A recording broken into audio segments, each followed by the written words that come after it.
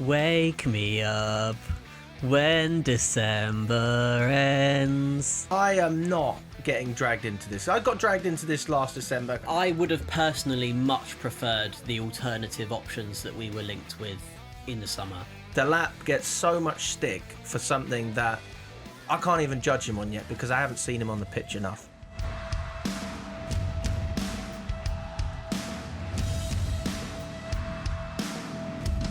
Wake me up when December ends.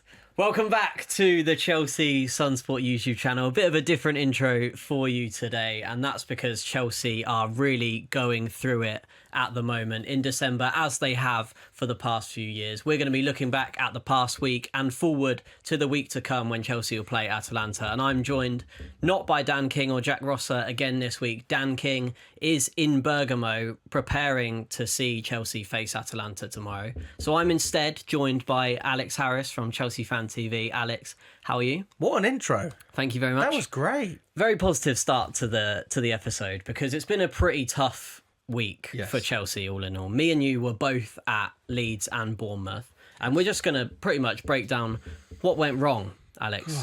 We're starting off with Leeds then, We can do a bit on Leeds. We'll focus mostly on Bournemouth, but a bit on Leeds. It was a disaster. I'll keep Leeds short and sweet then, because it's not really one you want to remember, but for the effort that so many fans put in, including myself. What time did you get home? I got home at 7:30 in the morning. And the question is, was it worth it? And for me, the answer is generally yes, regardless, because you've got to enjoy the wins and the losses. Yeah, you've got of to be course. there. But, we didn't turn up. And Tosin, no surprise whatsoever that he wasn't involved against Bournemouth. Yeah. I spoke to people who said he should never play for Chelsea again. And I don't disagree with that entirely. Yeah. If we're talking about Premier League sides, Champions League sides. But I'm not opposed to playing him against Cardiff. Yeah. That's pretty much it. I can't trust him against anyone. I couldn't even trust him against Karabag. So there's not really a level that I feel comfortable playing Tosin in this team, because he makes everyone else worse around him, and he's supposed to be one of the oldest players. Uncle Tosin, it's Grandad Tosin. That's what it looks like. It looks like he's missing a walking stick, and he just doesn't know what he's doing. I don't understand it, Lloyd, because I thought last season he was fine. Yeah, and I thought year, he was good last season as well. And I was a bit surprised this season by the drop in performance levels, which I'm sure even he will admit. And Enzo Maresca said in his press conference as well. So, like you said, it was no surprise that he wasn't involved at all against Bournemouth. And if we're going to move on to that Bournemouth game, if you want a bit more of a Leeds breakdown, you can go and watch the last video on the Chelsea Sunsport YouTube channel, because we did break that down already. So if we move on to Bournemouth, what happened there? Because Sanchez saved us. What did happen? I don't think Robert much. Sanchez, he saved us. Yeah, Sanchez was great, actually. He was really good. It's a weird one because you're so underwhelmed after not really seeing anything, no goals, not much action. I think we always struggle, especially as match-going fans, to appreciate a really good goalkeeping performance. Yeah. But then I watch it back and I see the saves. It's not just the fact that Sanchez made those saves. It's also, he parried them into an area which wasn't dangerous. Yeah. I think he was still confident in terms of claiming crosses, set pieces. I still feel comfortable with him. Yeah. In terms of his distribution for the most part. And I honestly think that Sanchez, I take my hat off to you. I think he's doing a great job in this team. The fact that we're not criticising Sanchez in a moment where Chelsea are dropping shows that he's able to keep a cool head. Yeah. And he's actually one of the mature players at the moment, which is what we expect from others who aren't necessarily producing. But yeah, I thought defensively we were poor in the first half. Not happy with Cucurella. I wasn't happy with Gusto. And I think Fofana was bullied by Semenyo in that first half. I was really disappointed by Reece James. Oh, yeah. In midfield, honestly. After he'd been so good against Arsenal, I felt really let down by James. It just seemed like maybe it's just one of those games, an off game for him, but it felt like every pass was either intercepted or just a yard off the pace. And I suppose you could say that about the whole Chelsea team in that game against Bournemouth. Palmer equally looked a yard off the pace. He looked like a player who hadn't played. Understandably, in he's been 11 out for a weeks. while. Yeah, it's fair enough. But I think the rest of the team didn't necessarily have that excuse, and it was really disappointing. Can I ask you a question about James? Yeah. What's your thoughts on James in the midfield? when we play against sort of your mid-table sides or your relegation sides, because against bigger teams it seems to work really, really well. Yeah. And then we play Bournemouth. I think it's not the same. Maybe it's because he doesn't have as much space to operate in. You can't counter as well because you've got more players, back on the other side. But for me, like compared to PSG, Arsenal, all those games, Barca. Oh my God, it's just totally different, isn't it? Yeah, I don't know if it's a big team, small team thing, because obviously when you play a big team, they come out and attack you a bit more, and you can play, like you said, on the counter a bit more. And he's got those better relationships with the likes of Neto, who can then bomb forward into space rather than bomb forward into two more defenders waiting to put in a tackle against him. I think it's more of a him and Enzo, or him and Santos, are too similar in the sense they're very good on the ball. They don't have that destroyer type next to them. You say that though. What about Arsenal when Caicedo went off? I thought James was he all was over. Still wicked. He was everywhere. Still wicked. You're right. This is the thing though, isn't it? It's like, can you do that every week? Which you can get from Caicedo. Yeah. I don't know if that's just. Is that tactical? Well, I don't know. Does he understand the role against teams like Bournemouth? Yeah, I think he, regardless of the Arsenal performance, I think he still plays much better with Caicedo next to him. The same goes for any of them. Any of them are better with Caicedo in the team. But I think, it's similar to the partnerships we've had over the years. You think back to the likes of Matic and Fabregas, or Kante and Fabregas, that type of thing. Enzo and James are too similar, I think, even though very different players, but bring very similar qualities on the ball to that Chelsea midfield. And I'm not going to say I don't want to see it again, because he's done so well there previously. And obviously he can also play brilliantly at right back, right wing back, etc. So maybe it's just an off game for Reece James, who knows. But it was really disappointing against Bournemouth. And I guess the big question is that also on that game, I was just saying to you beforehand, the press box was rather pleased when Arsenal lost in the last minute, but less pleased, obviously, with the fact that Chelsea didn't capitalise on that. And it comes down to the fact that, is Chelsea's title race run? No. It's not over. People are panicking. I am not getting dragged into this. I got dragged into this last December because I thought, we're going to win it. We're at the top of the league. No. Calm down, guys. Calm down. There is such a long way to go. Other teams are going to have hiccups. And this is the way I look at it, Lloyd. Last year we started off so well. Yeah. And we capitulated and we managed to scrape our way into the top four. We had a great end to the season, in fairness, like including the cups and everything. If this season it's the opposite way around, I don't see that as a bad thing. We had no pre-season, so it's not surprising if we struggle, in the early stages, which actually I still think we've done very well. We have done well so far. And then if we build on that, if we grow as a team, which I think we are, I think we're growing. We don't have Conference League. We have to rotate properly with Champions League football. We're still in both domestic cups. I don't see any reason why we can't improve. We've had a lot of setbacks. Delap's injured again, which is never going to be practical. We've got a goalkeeper now. I feel like we can 75% trust now. We're sort of regaining that.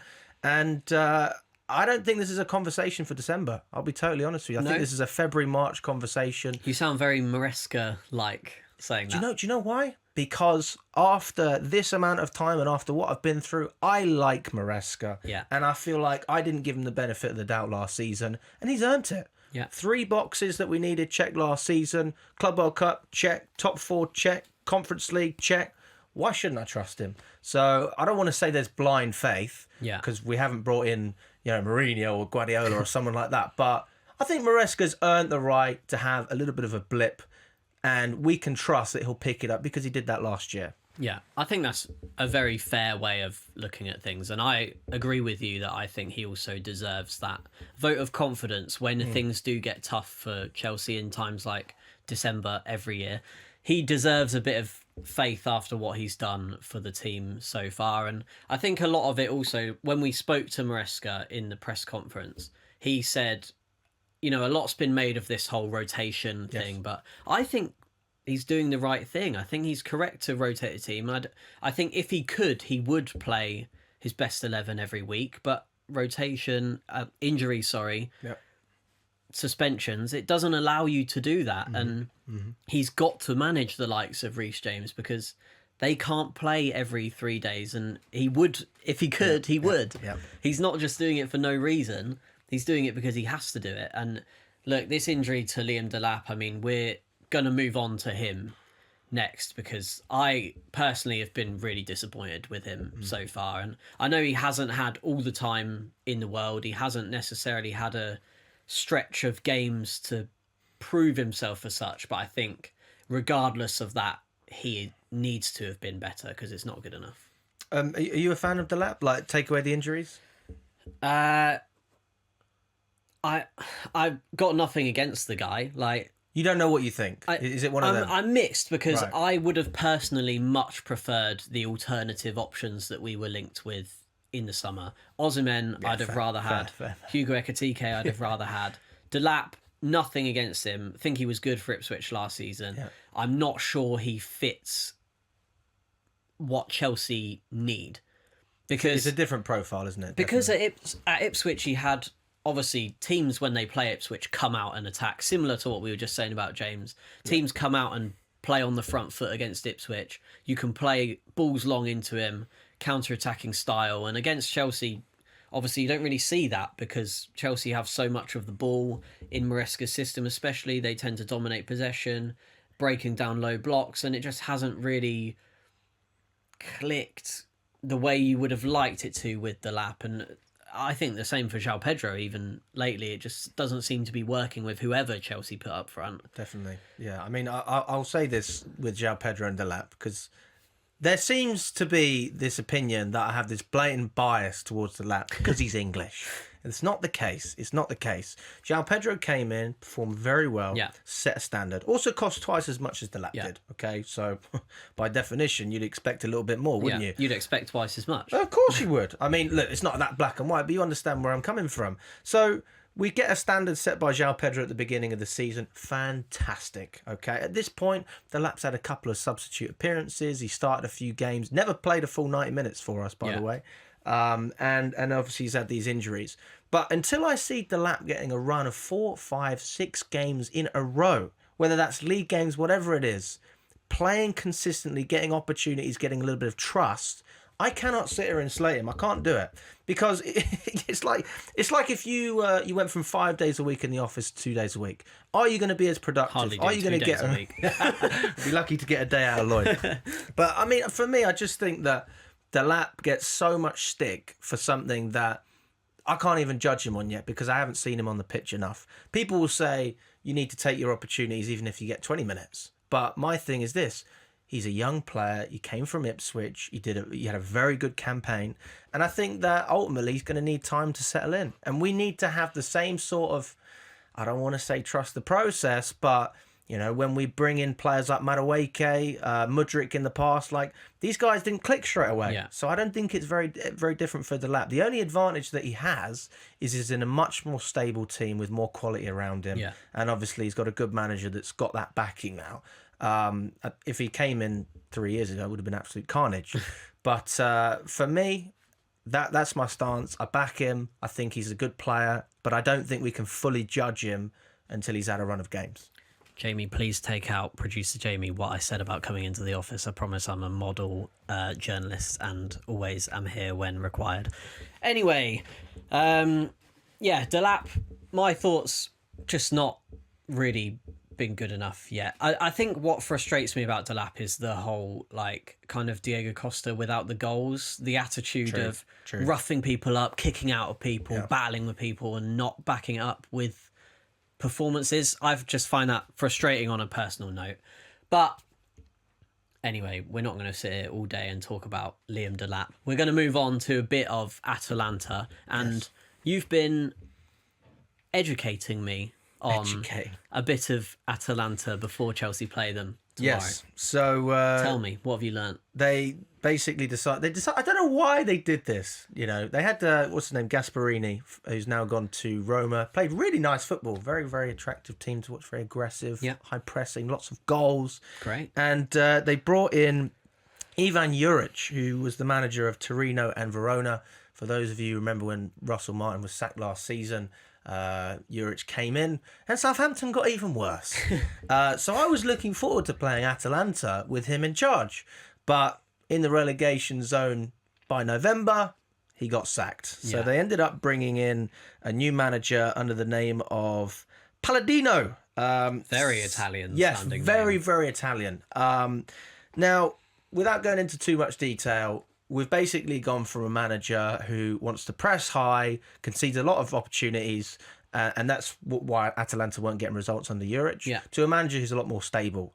Think of him almost as similar like to Maresca. Okay. You're not going to see anything crazy. You're not going to see anything too tentative. It's sort of that balance. So they're drawing a lot of games, but they're not necessarily winning as many as they should. And that's where we are with Atalanta. So it's actually going to be a much more difficult game than I would imagine. And I think if you're a betting man, honestly, a draw would probably be a good shout. Do they have any kind of threats we should be aware of? Does Adamola Lookman still play for them? He does, but please correct me if I'm wrong. I mean, I looked this up, but it says their top scorer is Shamaka with 3 goals in all competitions. So I mean, that is rubbish. Interesting. That's terrible, isn't it? Yeah, that's worse than Chelsea, who don't have a consistent route to goal whatsoever. So, yeah, it's going to be an interesting game. We've obviously got Dan King out there. Dan will be going to the press conference today. I'll be there. And the game tomorrow. You can feel free to chime in if you want to give us some insight. Maybe get your own articles on the Sun. We can see about that.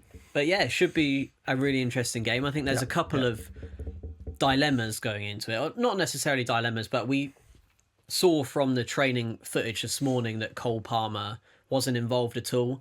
Rest assured, he's not injured. We've been told it's just a part of his rehabilitation program from his groin injury. He's expected to still be fit and firing, ready to go against Everton. In what is like I said, understandably against Bournemouth, he looked pretty rusty, but a player of his quality will be back and firing as good as ever before you know it. No doubts about that in my mind. The other thing, I think, is who are Chelsea going to play up front? Because no Delap, could be Pedro, but he's looked fairly naff. Could be Mark Guiu, who was given a shot against Bournemouth. In moments has looked all right, was good against Burnley. Yeah. But do you throw him straight into a Champions League game that really need to win with the teams that we've got coming up, the likes of Napoli away as well? And your other option is Pedro Neto up front. Who'd you play? I mean, it's not very attractive, is it? It's not a great roster. It's not, if I'm for the world champions. No, it's not. It doesn't really have that ring to it. Do you know what is a little bit more sexy? Caicedo in the midfield. I thought you were going to say Caicedo up front. No. Caicedo I know he scored a few goals, but I mean, that's got more of a ring to it. But if I had to make a decision, bearing in mind Palmer's not going to play, I'd be tempted to maybe go Guiu up front and Pedro in the 10. Yeah. But that's like... I've got a feeling he might play Pedro Neto up front. He did against Barca, didn't he? Estevao on the right. Yeah. Do you know what? To be fair, Estevao will play a lot better in Europe, which I can appreciate. More from a physical standpoint. Maresca said that as well. So it's definitely easier physically to play in Europe. So yeah, do you know what? That's a fair point. I'm with you on that, Lloyd. But to be honest, I'm very uncertain. I don't really have a player that sort of shines out and I go, I want you to play. But yeah, Estevao would be nice to get him in there. If you can get Pedro Neto in there as well up top, then you've got experience, you've got legs. I'm sure you can get some goals. Yeah. And then on the left, maybe Garnacho. Yeah, I thought Garnacho was actually one of our better players against Bournemouth. Yeah, he's been pretty good form lately. So, if you want to keep up to date with all the ongoings from Chelsea, make sure you subscribe to the Chelsea Sunsport YouTube channel for great insight on our European opposition from the likes of Alex Harris, new Atalanta expert that we've got here. So yeah, make sure you like and subscribe. Comment down below what you think of the likes of Liam Delap. Do you think he's good enough to be Chelsea's striker for the foreseeable future, or do you think he's Diego Costa without the goals? Let us know what you think in the comments below. Like and subscribe. Thank you very much for watching. We'll see you on Wednesday with a review of the Atalanta game from Dan King in Bergamo. Thank you very much. Goodbye.